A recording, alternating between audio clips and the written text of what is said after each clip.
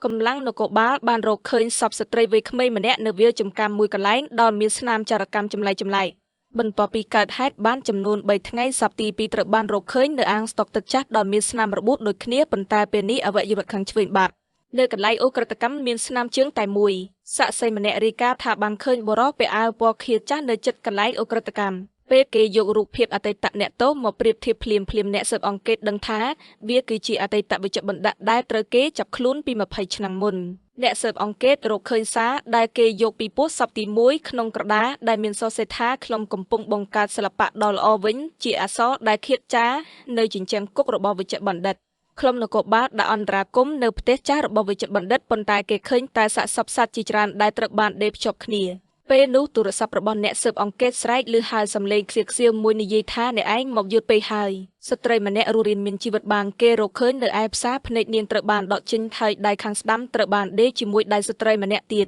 នាងស្រែកថាវាចង់ឲ្យខ្លុំមើលឃើញអ្វីដែលវាធ្វើអ្នកស៊ើបអង្កេតបានដាក់កម្លាំងពិសេសនៅមន្ទីរពេទ្យចាស់ដែលជាកន្លែងដែលវិជ្ជបណ្ឌិតធ្លាប់ធ្វើការពិសោធន៍ពេលគាត់ដើរចូលទៅគាត់ឃើញសពដែលត្រូវបានដេកភ្ជាប់គ្នាជា6នាក់បង្កើតជារូបរាងមនុស្សយក្សពួកគេគិតថាបានចាប់ឃាតករបានប៉ុន្តែបរិសពណ៌ខៀវនោះគ្រាន់តែជាអ្នករងគ្រោះម្នាក់ទៀតដែលត្រូវបានវិជ្ជបណ្ឌិតធ្វើពិសោធន៍ពេលនោះអ្នកស៊ើបអង្កេតដែលនៅសល់លឺសំឡេងទូរស័ព្ទពីក្នុងបន្ទប់ស្នាក់